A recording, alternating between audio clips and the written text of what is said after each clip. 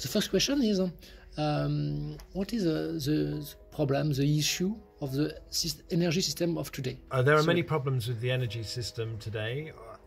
One of them is that it is still hugely over-reliant on fossil fuels, and fossil fuels are one of the main drivers of climate change, which is accelerating at a really terrifying pace. Another is that the control and the ownership of a lot of our energy system remains in the hands of a few very powerful companies. It's really undemocratic. It's something that is done to us rather than owned and controlled by us. It's still very, very centralized. With big power plants rather than being really distributed. Yeah, I think those are probably the main. I mean, there are lots of problems with it, but I think those are kind of the main ones. So, if we do nothing, what is going to happen in the future? If we don't change, if your transition program is failed, and yes, what's the future if you make business as usual? I think we have a very clear idea of what happens if we continue with business as usual. We know that until the Industrial Revolution, we never went above more than 300 parts per million. Over the last 2.5 million years, the amount of carbon dioxide in the atmosphere always stayed below 300 parts per million. We're now at 417 parts per million, and it's rising very steeply. We've gone up 1.1 degrees on pre-industrial levels, and we're already seeing dreadful things happening way ahead of schedule: ice melting, fires in Australia, etc., etc., etc. We know that with business as usual, we will hit 1.5 degrees by 2025, maybe 2 degrees, 2.5 degrees by 2035, and between 4 to 6 degrees by 2075. 4 degrees is a complete catastrophe. Between 1.5 to 2 degrees, we start seeing global crop failures.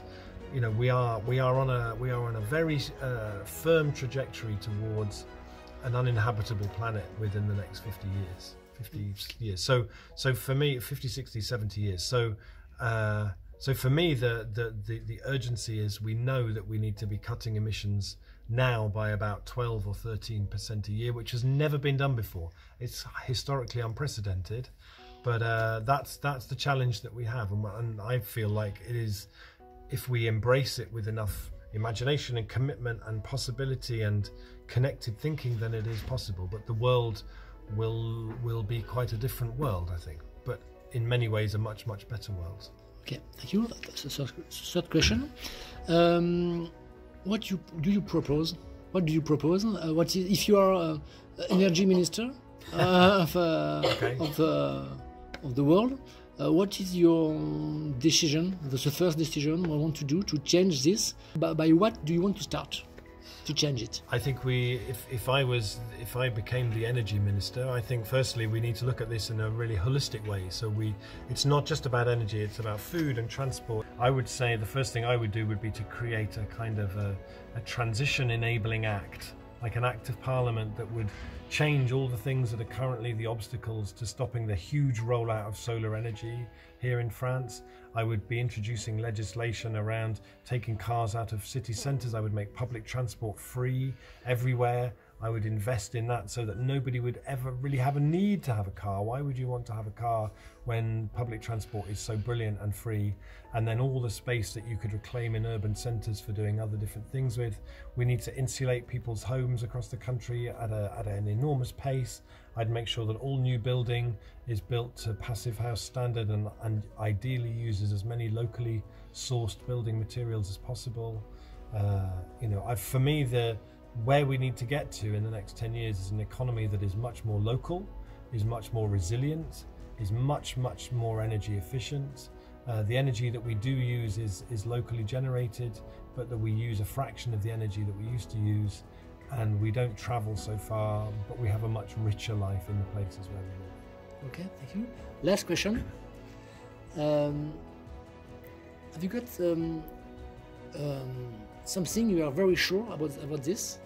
An idea, you are very sure, but nobody, very few people in the world have got the same ideas than you. That sounds like almost everything. I just wrote a book about imagination. Yes. and about how important imagination is. And I guess the idea that I have is that we are living in a time that demands us to be as imaginative as we can possibly be. That the Intergovernmental Panel on Climate Change say we need to see rapid, far-reaching and urgent changes to all aspects of society, which is a huge invitation to the imagination. But we're living in a culture where we are creating the ideal conditions that are squashing our imagination. We have an education system that destroys young people's imagination. Many people's work life has no space for imagination. We are so anxious and lonely and isolated that the imagination shrinks. So for me, I think one of the key pieces of the discussion about climate change and what do we do about it is we have to focus on how do we create within society the best conditions within which the imagination can flourish. Okay, thank you very much. De rien.